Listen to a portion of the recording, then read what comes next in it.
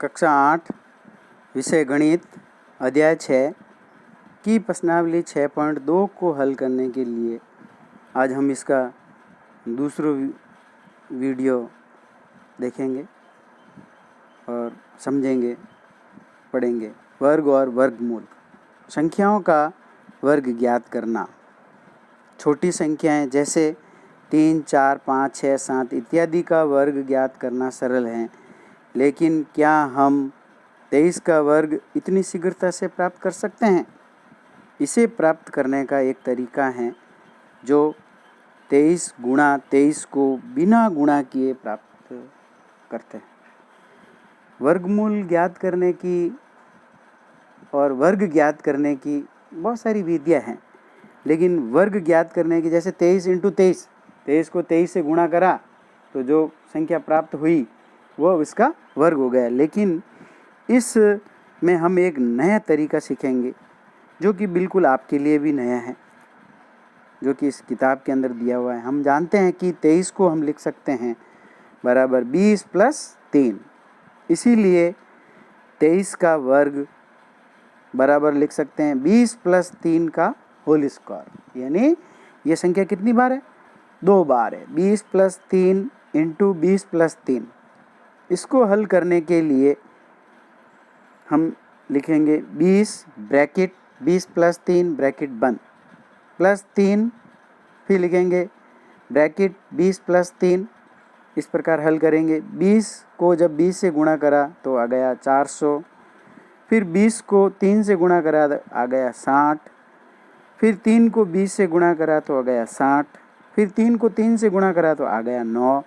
460 plus 60 plus 9 सबको जोड़ दिया तो 529 प्राप्त हो गया।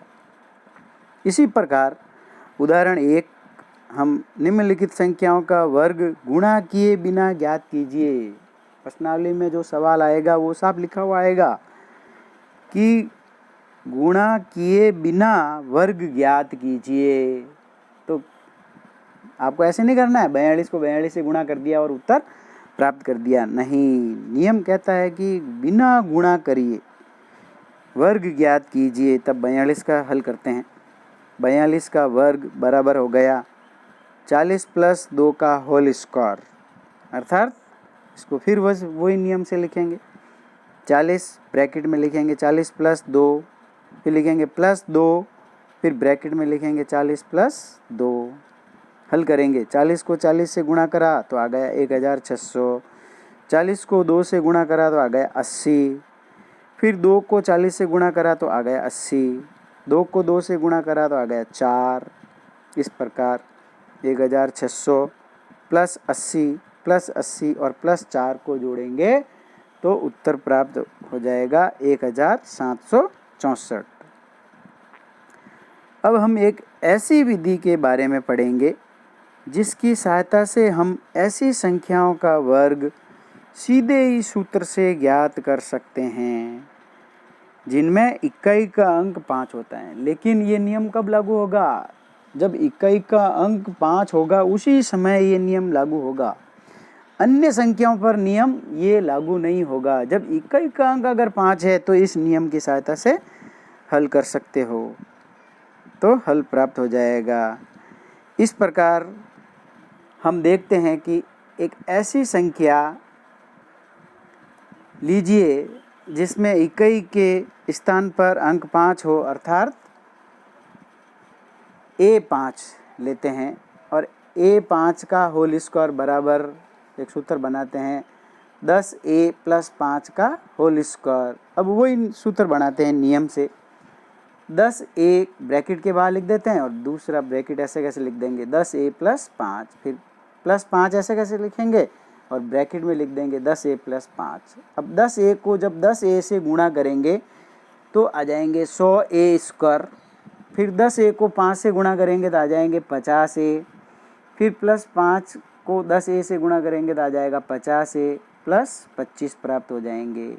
इस प्रकार हमारे पास में संख्या प्राप्त हो गई 100A स्क्वायर प्लस 100A। इसमें से कॉमन ले लेंगे तो 100A कॉमन ले लिया तो ब्रैकेट में बच गया A प्लस 1 और पीछे वाले प्लस 25 ऐसे कैसे ले गया। अर्थात हमारे पास में एक सूत्र बन गया a bracket a plus 1 into सैकड़ा प्लस 25, ये एक सूत्र बन गया। सैकड़े का मतलब आपको 100 लिखने हैं और इस सभी संख्याओं को फिर गुणा करके जोड़ कर देना है तो उत्तर प्राप्त हो जाएगा। इसी के नियम के अनुसार हम एक सवाल लेते हैं 25 का वर्ग। अब 25 का वर्ग कितना होता है 625। तो इस नियम से अगर करें तो हम देखेंगे कि इसमें 25 में इकाई का अंक छोड़ देते हैं और बाकी के अंक लेते हैं। बाकी के अंक है इसके अंदर 2, तो हमेशा ध्यान रखना है एक तो 2 है तो 2 से एक अधिक लेना है। 2 इंटू 3 6 और इंटू सैकड़ा प्लस 25 अर्थात 2 इंटू 3 हो गए 6 को जब 100 से गुणा करा तो हो गया 600 और फिर प्लस 25 ऐसे कैसे लिख दिया अर्थात 625 उत्तर प्राप्त हो गया। सूत्र की सहायता से भी एक ही जगह पे 2 रख के भी हल करेंगे तो वही प्राप्त होगा। इस प्रकार से ये तो छोटी संख्या थी, बड़ी संख्या भी लेके हल कर सकते हैं। जैसे हम 125 का वर्ग ज्ञात करेंगे तो 125 में a बराबर वही इकाई का अंक 5 है तो छोड़ देंगे, बाकी के संख्या ले लेंगे तो a बराबर हो जाएगा 12 और a प्लस 1 हो जाएगा 13, मान रख देंगे। अतः 12 गुणा कोष्टक 12 प्लस 1 इंटू 100 प्लस 25 अर्थात 12 ऐसे कैसे लिख देंगे इंटू 12 प्लस 1 लिखेंगे 13 इंटू 100 प्लस 25 ऐसे कैसे लिखेंगे। 12 को 13 से गुणा करेंगे तो 156 प्राप्त हो जाएंगे और इसको जब 100 से गुणा करेंगे तो 156 0 प्राप्त हो जाएंगे प्लस 25 जोड़ देंगे इसके अंदर तो ये प्राप्त हो जाएगा 156 25, ये इसका वर्ग हो जाएगा यानी 125 का वर्ग ज्ञात हो जाएगा। इस प्रकार से अगला पॉइंट पढ़ेंगे हम पाइथागोरस तर्क। पाइथागोरस तर्क क्या होता है कि कोई भी दो संख्या का वर्ग करके जोड़ने पर तीसरी संख्या के वर्ग के बराबर प्राप्त होता है, उसको हम पाइथागोरस तर्क कहते हैं। जैसे एक उदाहरण लेते हैं 3, 4, 5। अब देखते हैं 3 का वर्ग 16 होता है, 3 का वर्ग 9 होता है और 4 का वर्ग 16 होता है। जब इस दोनों को जोड़ते हैं तो 25 आते हैं और फिर 5 का वर्ग लेते हैं तो 25 आते हैं। तो अर्थात ये एक पाइथागोरस तर्क हो गया। क्यों? क्योंकि पहली संख्या का वर्ग दूसरी संख्या का वर्ग को जोड़ दिया तो तीसरी संख्या के वर्ग के बराबर प्राप्त हो गया। ये पाइथागोरस तर्क कहलाता है। एक अन्य और उदाहरण लेके कर सकते हैं 6, 8, 10 पाइथागोरस तर्क हैं या नहीं जांच करते हैं। तो 6 का वर्ग करेंगे प्लस 8 का वर्ग करेंगे तो 6 का वर्ग हो गया 36, 8 का वर्ग हो गया 64, इसकी जोड़ करी तो हो गया 100 और फिर बराबर में 10 का वर्ग करा तो भी 100 प्राप्त हो गया। पुनः अवलोकन करते हैं कि 5 का वर्ग प्लस 12 का वर्ग बराबर होते हैं 25 प्लस 144 यानी बराबर 169 जो कि बराबर 13 का वर्ग है। इसी प्रकार संख्याएं 5, 12, 13 ऐसी ही दूसरी तर्क हैं। क्या आप इस प्रकार के कुछ और तर्क प्राप्त कर सकते हैं? बिल्कुल प्राप्त कर सकते हैं। किसी प्राकृत संख्या में m का मान 1 से बड़ा होना चाहिए तभी प्राप्त कर सकते हैं और वो भी सम संख्या में होना चाहिए तो हम इसका तर्क प्राप्त कर सकते हैं। विषम संख्या में प्राप्त नहीं कर सकते हैं। तो हमारे पास में इसके तर्क के लिए एक सीधा सूत्र याद रखना है आपको। कौन सा? वही एक संख्या होगी पहली 2m, दूसरी संख्या होगी m² माइनस 1 और तीसरी संख्या होगी m² प्लस 1 पाइथागोरस तर्क के रूप में कहलाता है। अब इसके लिए हल करने के लिए एक उदाहरण लेते हैं। जैसे हमने उदाहरण 3 लिया कि एक पाइथागोरस तर्क ज्ञात कीजिए जिसकी संख्या 12 है। अब एक संख्या दे दी 12, तो आपको ये डायरेक्ट यदि हम लेंगे ऐसे m² माइनस 1 बराबर 12 लेंगे तो m² बराबर प्राप्त होगा 12 प्लस 1 बराबर 13। अब m² का मान 13 है तो m बराबर निकालने के लिए इसका वर्गमूल नहीं लिया जा सकता है, अर्थात m का मान पूर्णांक नहीं होगा।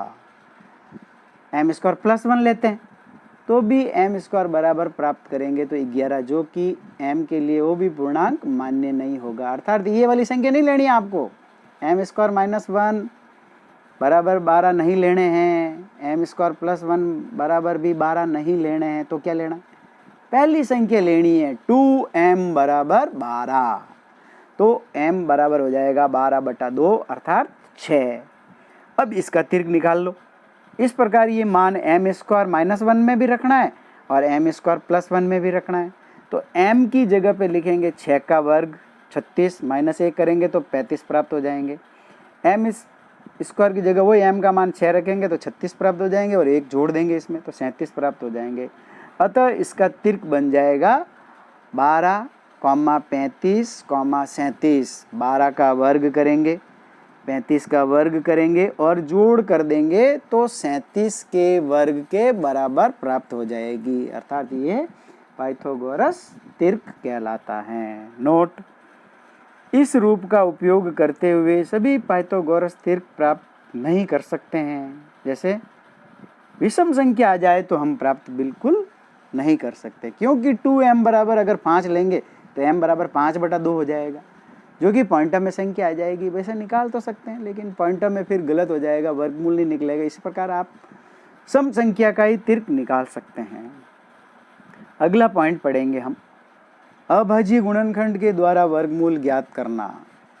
अब अभाज्य गुणनखंड करते समय आपको विद्यार्थियों ध्यान रखना है कि एक तो भाग सही तरीके से आना चाहिए, दूसरा भाजकता के नियमों का भी ज्ञान आवश्यक है, जो कि आपने पूर्व कक्षाओं में 6 और 7 कक्षाओं में पढ़ चुके हैं कि भाजकता के नियम कौन से होते हैं। 2 से भाजकता का नियम होता है, 3 से भाजकता का नियम होता है, 5 से भाजकता का नियम होता है, 6 से भाजकता का नियम होता है, 9 से भाजकता का नियम होता है। इस प्रकार भाजकता के नियमों से जब हम अभाज्य गुणनखंड करेंगे तो आपको बिना भाग दिए ही पता लग जाएगा कि इसमें कौन सी संख्या का भाग जाएगा।